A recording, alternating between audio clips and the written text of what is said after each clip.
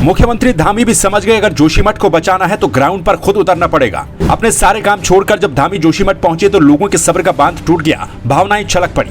रोते रोते धामी से बोले जोशीमठ के लोग, ये शहर बचा लो, लोगों को सुविधाएं दो। सीएम धामी ने भी कहा, नहीं तोड़ेंगे किसी का घर, सहमति के हिसाब से होगा काम। देश की सबसे बड़ी हेडलाइन बन चुकी जोशीमठ भू दसाव की आपदा सिर्फ आपदा नहीं बल्कि वहां के लोगों के भविष्य को खत्म करने वाली विपदा बनकर भी टूटी है। जोशीमठ की जमीन धंसने से लोगों के बरसों पुराने आशियाने खाली हो चुके हैं। अपने घर, खेत, खलिहान, देवी देवताओं को छोड़कर लोग विस्थापन करने के लिए मजबूर हैं।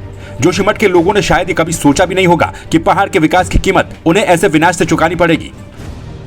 जोशीमठ में अब तक 723 घरों में दरारें पड़ चुकी हैं। 86 घर ऐसे हैं जो पूरी तरह से असुरक्षित घोषित कर दिए गए हैं। 145 परिवारों के 499 सदस्यों का विस्थापन किया जा चुका है। जोशीमठ में जब प्रभावित होटलों और घरों को तोड़ने की बात फैली तो लोग आग बबूला हो उठे, सरकार पर लोग टूट पड़े। वहीं बुधवार को खुद उत्तराखंड के मुख्यमंत्री पुष्कर सिंह धामी ने दूसरी बार जोशीमठ का रुख किया। सीएम देर शाम को अपने सभी कार्यक्रमों को स्थगित करने के बाद जोशीमठ पहुंचे, वहां के लोगों के बीच जाकर मुलाकात की। सीएम को अपने बीच देखकर लोगों की भावनाएं छलक पड़ी। लोगों ने सीएम के सामने अपने दर्द को रखा। मुख्यमंत्री ने वहां चल रहे राहत कामों का भी जायजा लिया।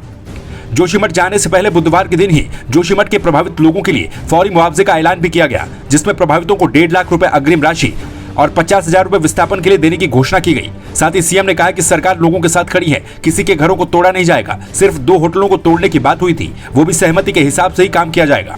जो ये बार बार लगातार ये बात आ रही है कि सारी बिल्डिंगों को ध्वस्तीकरण किया जा रहा है, तोड़ा जा रहा है, ऐसा कहीं भी नहीं है। जो 2 बिल्डिंगों के बारे में बात आई थी, 2 होटल्स के बारे में, उसी पर बात हुई है और वो भी सबकी जो सहमति बनेगी उसके आधार पर यहाँ का प्रशासन काम करेगा। और इसके साथ साथ जो राहत एवं पुनर्वास की बात है, मुआवजे की बात है, उसके लिए यहाँ पर कमेटी बना दी है। जल्दी वो सब सारे नाम उसमें सम्मिलित कर लिए हैं। जो लोग जिस वर्ग से आते हैं, सभी प्रमुख वर्गों के लोगों को, प्रमुख जो भी प्रतिनिधि हैं, उन सभी को उसमें सम्मिलित करके जो है आगे की कार्रवाई की जाएगी कि राहत और पुनर्वास ठीक तरीके से हो। ये हमारी प्राथमिकता है। और अभी अंतरिम राहत की घोषणा की है और जल्दी से जल्दी हम चाहेंगे कि सभी तक अंतरिम राहत पहुंच जाए।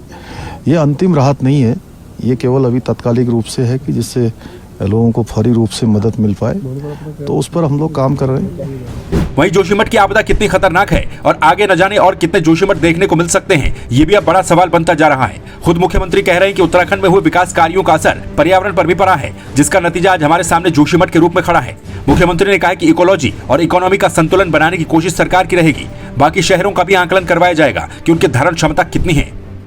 विकास जो बहुत तेज गति से हो रहा है, जिसके बारे में लोगों ने यहाँ बताया भी है, आप सब लोग भी देख रहे हैं, मीडिया के बंधु भी देख रहे हैं, उस पर थोड़ा हम ये कोशिश करेंगे आगे से कि जो इकोलॉजी और इकोनॉमी दोनों का संतुलन बना रहे और जो तेज गति से हो रहा है उसको थोड़ा कम किया जाए। और मैं पहले भी कह चुका हूँ कि हमारे जितने भी शहर हैं, आज जोशीमठ की बात आई है, जोशीमठ के साथ साथ उत्तराखंड के जितने शहर हैं, उनकी धारण क्षमता का भी हम आकलन करवाएंगे कि उनकी धारण क्षमता कितनी है। अगर उस क्षमता से ज़्यादा अगर कहीं पर निर्माण हो गया है तो उसको हम तत्काल रोकेंगे। मुख्यमंत्री के इस बयान से भी साफ होता है कि जिस प्रदेश में हर साल कोई न कोई आपदा आती रहती हो, उस प्रदेश में आज तक सभी विकास के काम राम के भरोसे ही चले। आखिर क्यों कोई मास्टर प्लान सरकारों के पास नहीं होता, जबकि हर साल प्रदेश में कोई न कोई आपदा आती रहती है। ब्यूरो रिपोर्ट, संवाद 365।